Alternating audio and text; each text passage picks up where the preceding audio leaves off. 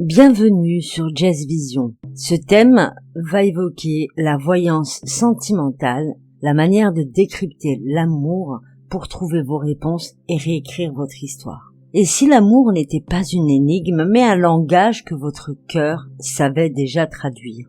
La voyance sentimentale n'est pas qu'un simple tirage ou une prédiction rapide, c'est une véritable lecture de vos énergies affectives, de vos liens émotionnels et de vos cycles amoureux. Elle met en lumière ce que votre cœur sait déjà, mais que votre esprit hésite encore à entendre. Que vous soyez célibataire, en couple, dans une relation compliquée en attente d'un retour amoureux ou face à un choix sentimental difficile, la voyance sentimentale agit comme une boussole émotionnelle. Elle vous aide à voir clair, à comprendre vos liens et à réécrire votre histoire d'amour. Dans cet article, vous allez découvrir ce qu'est réellement la voyance sentimentale, les situations où elle transforme votre vie amoureuse, les outils les plus puissants pour lire vos énergies amoureuses, un exercice exclusif pour libérer vos blocages affectifs et attirer l'amour sain, et comment poser les bonnes questions pour obtenir des réponses claires et constructives. Qu'est-ce que la voyance sentimentale? La voyance sentimentale est une branche de la voyance qui se concentre uniquement sur la vie amoureuse et affective. Elle ne se limite pas uniquement à prédire si il ou elle va revenir, mais plonge dans les intentions réelles d'une personne, les blocages émotionnels qui freinent votre couple, les liens karmiques ou d'âme sœur,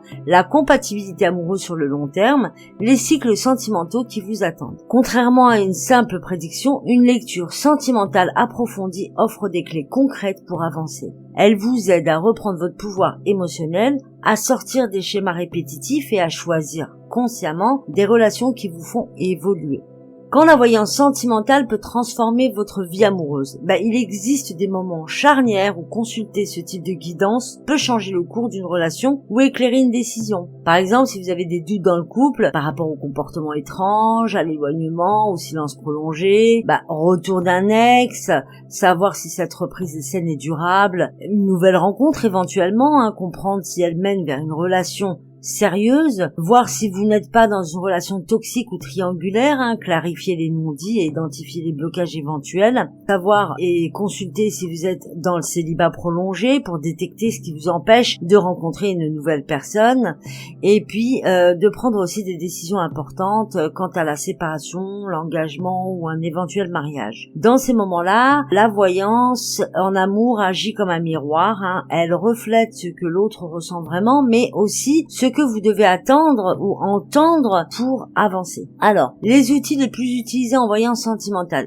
tout dépend des médiums auxquels vous avez affaire. En ce qui me concerne, je suis médium pur, mais je peux aussi utiliser d'autres supports, comme les baguettes de sourcier, comme le pendule, comme certains oracles, comme aussi je peux utiliser la lecture sur les pierres, la lecture sur le sel. En réalité, en tant que médium pur, on peut se servir de n'importe quel support. Sinon, pour décrypter nos énergies ou vos énergies amoureuses, parce qu'on peut aussi consulter pour soi-même, il y a plusieurs méthodes qui peuvent être utilisées. Alors, je viens d'évoquer la médiumnité pure, c'est une connexion directe aux émotions et aux intentions d'une personne. C'est l'être qui est capable d'aller dans le milieu, milieu, et qui a aussi accès à d'autres lectures. Alors, on peut avoir un accès à l'âme, on peut avoir un accès aussi aux autres entités, comme les défunts par exemple. Alors, certains croient aux guides, aux anges, aux archanges en fonction des croyances des uns et des autres, mais en tout cas on a cette capacité à communiquer avec le monde de l'au-delà. Ensuite vous avez le tarot de l'amour, donc on peut utiliser le tarot de Marseille, les oracles des sentiments, oracles de l'amour. Vous avez aussi un axe qui est très très très important et qui est aussi très efficace, c'est l'astrologie sentimentale, l'étude des thèmes natals et de la synastrie pour comprendre la compatibilité entre deux individus. D'accord? Vous avez aussi la numérologie amoureuse, l'analyse des cycles amoureux grâce à vos nombres personnels. Bon, numérologie, c'est super aussi. En vérité, tout est super, si on m'entend parler. La lecture d'âme, donc ça, c'est ce que je pratique aussi. Donc, l'exploration des mémoires émotionnelles et karmiques. Et puis, on peut aller aussi voir tout ce qui est transgénérationnel, mais là, il va falloir pousser. On peut aussi lire dans votre aura, on peut aussi lire, dans les corps subtils, on peut aussi lire, au niveau de vos chakras, on peut aussi aller regarder s'il y a quelque part un contrat, un vœu qui a été effectivement établi, est-ce qu'il y a des implants, alors tout ça on peut aussi le définir. Et en fait, chaque outil permet d'obtenir un angle différent sur votre situation, offrant une vision plus globale, et puis précise. Voilà. Ensuite, donc, il y a des erreurs à éviter, bien sûr, dans la voyance sentimentale, pour tirer le meilleur de la guidance que vous sollicitez. Alors, déjà, évitez tout ce qui est addiction. Alors, je sais que c'est pas évident, mais évitez de reposer à chaque fois la même question plusieurs fois d'affilée et juste avec un bref changement. Par exemple, tiens, il m'a envoyé un message aujourd'hui. Hier, c'était différent. Aujourd'hui, il m'a envoyé un message. Alors, qu'est-ce que ça donne? Vous voyez? Ça, faut faire attention. On est plus là dans la dépendance affective et dans le non-positionnement que dans la voyance en tant que telle. D'accord? Les grands axes, en règle générale, même si en voyance, rien n'est figé, à partir du moment où vous avez consulté, les grands axes ne sont pas censés bouger d'un jour sur l'autre. Voilà. N'attendez pas que la voyance confirme vos attentes aussi, parce que bien souvent la majorité des gens consultent en ayant déjà une idée préconçue dans la tête, en se disant moi je ressens ça, donc je vais aller consulter un médium ou un numérologue ou un astrologue ou une voyante, juste pour qu'elle me rassure et qu'elle me confirme en fait mes ressentis. Ça c'est vraiment, faut éviter, essayer de rester le plus neutre possible, pour pouvoir accueillir que le confort de la confirmation de ce que vous ressentez ou de ce que vous croyez être le ressenti, parce que ça aussi on peut croire être le ressenti parce que il y a la peur derrière, et donc vont être une base sur laquelle vous allez vous reposer à chaque fois que vous allez consulter, donc essayez d'être le plus neutre possible. Ensuite, exercice puissant pour libérer vos blocages amoureux. Alors ça, je vous conseille vraiment de le faire, même si vous n'avez pas forcément de blocage amoureux en tant que tel, parce que c'est un exercice qui est conçu justement pour aligner vos énergies sentimentales et ouvrir la porte à une relation épanouissante. Alors que vous soyez en couple, pas en couple, à la recherche, pas à la recherche, il est important de s'aligner complètement et d'ouvrir en fait les voies de l'amour sain, de manière à pouvoir l'attirer déjà au moment où vous l'aurez décidé, et puis aussi pour éviter de laisser stagner les énergies qui risquent de se cristalliser, les énergies bloquantes. D'accord? Donc cet exercice consiste à 1. Installez-vous, asseyez-vous dans un endroit calme, fermez les yeux et respirez profondément 3 fois. Faites une respiration consciente. Quand on dit respiration consciente, vous allez inspirer, peu importe avec la bouche ou le nez, quand vous n'avez pas l'habitude, et vous allez surtout chercher à gonfler en fait votre ventre et votre torse. Ok? Donc vous allez bien le gonfler au moment de l'inspiration. Puis vous allez bloquer 4 secondes et vous allez expirer en faisant en sorte de décharger complètement de tout l'air qui est à l'intérieur de vous. Vous recommencez. Ensuite, vous allez tout simplement fermer tranquillement les yeux et vous allez imaginer une porte lumineuse devant vous. Derrière cette porte se trouve votre relation, celle qui vous correspond. Je n'aime pas trop dire idéal, même si je l'ai noté ici, c'est vraiment celle qui vous correspond. Une relation saine, équilibrée, épanouissante, exactement comme ce à quoi vous aspirez, d'accord? Donc ajoutez des mots si nécessaire. Et observez ce qui vous empêche d'ouvrir cette porte. Est-ce que vous avez cette sensation de légèreté quand vous vous dirigez vers la porte, par la visualisation bien sûr, ou est-ce que vous avez le sentiment d'avoir un corps lourd? Soyez à l'écoute de vous-même. Voyez ce qui vous en empêche. Est-ce que vous avez un corps lourd parce que vous avez la sensation d'être retenu par une chaîne? Est-ce que la porte porte un verrou? Est-ce qu'il y a un mur qui vous empêche d'accéder? Est-ce qu'il y a des obstacles sur votre chemin? C'est la représentation symbolique de vos blocages amoureux. Donc ensuite, en étape 3, ce qu'on va faire, c'est qu'on va libérer. Alors dans la visualisation, si vous avez ressenti un corps lourd parce qu'il y avait une chaîne par exemple ou des obstacles, vous allez visualiser que vous détachez cette chaîne par exemple, que vous balayez les obstacles. Et après tout, c'est de la visualisation, vous pouvez faire exactement comme vous le souhaitez. Si vous avez le sentiment d'avoir un corps lourd, eh bien vous allez observer autour de vous. Est-ce que vous portez quelque chose qui ne vous appartient pas, auquel cas vous le déposez? Est-ce que vous avez un corps lourd parce que vous avez le sentiment d'être retenu sur place? Dans ces cas-là, vous allez vous mettre avec un petit peu plus de légèreté. Vous allez inspirer par exemple comme un peu les ballons d'hélium. Vous allez inspirer une énergie lumineuse, légère, et vous allez visualiser que vous êtes de plus en plus léger au fur et à mesure que vous respirez. Donc justement, vous allez finalement faire en sorte de ressentir une légèreté immédiate en enlevant en fait tous les obstacles que vous avez visualisés dans l'étape précédente. Ensuite, vous allez tout simplement mettre la main sur la porte, soit sur la poignée s'il y en a une, soit directement sur la porte s'il n'y en a pas, et vous allez procéder à l'ouverture de celle-ci. Et vous allez marcher. Vous allez donc traverser le seuil de cette porte en étant assuré. Bien sûr, il faut être aligné, c'est-à-dire avoir l'émotion, la certitude, la joie qui vient avec, le ressenti aussi. Donc vous allez vraiment faire appel à vos sens. La visualisation est déjà là puisque vous êtes en train de voir à l'intérieur de vous les images. Ensuite, vous pouvez aussi sentir.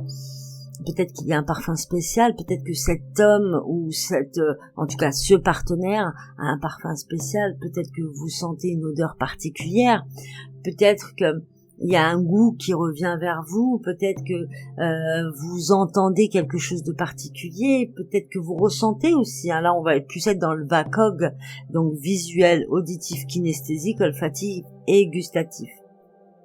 Voilà. Ensuite, donc, vous allez tout simplement aller dans la direction. Bien sûr, quand vous passez le seuil, vous savez que l'homme qui vous correspond est derrière. Ne lui attribuez pas un visage, parce que sinon vous allez attirer à vous l'homme dont vous connaissez le visage. Laissez le visage s'imprégner s'il le veut, s'afficher s'il le veut, ou peut-être pas du tout. Fiez-vous à votre canal récepteur qui est le plus développé chez vous. Certains c'est le visuel, d'autres c'est l'auditif. À vous de découvrir, faites des petits exercices pour découvrir quel est votre canal de référence. Ok ? Ensuite, donc, vous avez ouvert la porte, vous avancez et vous installez en vous une forme de joie, de sécurité. Vous avez la certitude d'atteindre vos objectifs, d'accéder à ce à quoi vous aspirez, d'être enfin aimé, d'aimer, de réussir à atteindre votre objectif, d'accord ? C'est celui de rencontrer la personne qui vous correspond, avec laquelle vous allez être heureuse ou heureux. Voilà, et ensuite, vous ancrez ce moment-là donné, vous ancrez vraiment, et vous allez soit faire un geste idéomoteur, un geste particulier qui va servir d'ancrage, ou alors tout simplement faire en sorte justement de garder en mémoire précisément ce moment-là, dans ce que vous avez pu ressentir, dans ce que vous avez pu visualiser, peut-être entendre, peu importe. Et ensuite, vous allez dire à voix haute, et vous allez le répéter à plusieurs reprises, je mérite un amour sincère, respectueux et équilibré. J'attire la personne qui me correspond pleinement. Et cet exercice, vous pouvez le faire chaque jour pendant 21 jours pour vous reprogrammer et reprogrammer vos énergies. D'accord ? Ensuite, quand vous avez donc ce médium, ou ce voyant, ou en tout cas, vous allez pouvoir poser les questions qui vont vous permettre d'avoir une voyance sentimentale fiable. Donc, évitez principalement les questions fermées parce qu'à la limite, la clarté, les questions ouvertes apportent plus de profondeur, d'accord ? Et puis, surtout, ne mettez pas le médium ou l'intervenant ou l'expert en face sur un chemin où il n'a pas à aller. S'il n'a pas l'habitude de faire abstraction de cette énergie-là, il peut se laisser guider aussi par ce que vous avez, enfin la question que vous posez et la manière dont vous la posez. Donc restez le plus neutre possible. Par exemple, plutôt que de poser la question « Est-ce qu'il m'aime ?», posez plutôt la question « Quelles sont ses véritables intentions ? Et que dois-je comprendre de cette relation ?» D'accord ? À la limite, ça peut vous donner des clés. Sachez que les clés que le consultant, enfin en tout cas que l'expert vous donne, ne sont pas des clés obligatoires. C'est-à-dire que c'est à vous de les valider ou de les invalider. C'est vous qui décidez. Du début à la fin, vous êtes maître de vos choix, de votre vie, de vos questions et du chemin que vous souhaitez suivre. D'accord ? Quand on consulte, c'est pour avoir un accompagnement, une aide, une réponse qui peut éventuellement vous avoir échappé. Mais en aucun cas pour prendre une décision à votre place. Hein. Si quelqu'un vous dit, moi je vous dis de faire ça, c'est fuite en avant. Hein, voilà. Donc vous allez pouvoir aussi poser des questions comme quel blocage devons-nous dépasser pour avancer ensemble, quelle est la dynamique réelle de cette relation, quelle attitude adopter pour favoriser une évolution positive, que m'apprend cette relation sur moi-même. Alors là on est plus dans du développement personnel et de la recherche de connaissance de soi. À mon avis c'est par là que tout doit commencer. Alors, les bénéfices d'une voyance sentimentale bien utilisée à bon escient, apportent la clarté immédiate, hein. Donc elle va vous révéler ce qui est caché. Ça va vous permettre d'avoir un gain de temps émotionnel pour éviter les relations sans avenir, à condition bien sûr que ce soit vous, encore une fois, qui preniez cette décision, d'accord? Ça va vous permettre d'avoir une confiance renforcée, savoir où vous en êtes, où vous allez, de vous libérer aussi des schémas répétitifs pour éviter de refaire encore une fois les mêmes cycles, les mêmes scénarios, les mêmes films, de vous ouvrir aussi à l'amour sain, en attirant la relation qui vous correspond vraiment si vous êtes célibataire depuis longtemps ou si vous êtes en fin de relation. Alors, finalement, en conclusion, la voyance sentimentale est bien plus qu'une prédiction. C'est un outil de transformation personnelle où chaque réponse est une invitation à reprendre votre pouvoir émotionnel et à choisir l'amour qui vous élève et non celui qui vous épuise. D'accord? Dans un cas ou dans l'autre. L'amour n'est pas un hasard. Il reflète ce que vous vibrez, ce que vous acceptez, ce que vous êtes prête à accueillir. Donc, la connaissance de soi est très très importante. Et si la prochaine grande histoire commençait par une clarté totale aujourd'hui, retrouvez-moi sur Jazz Vision.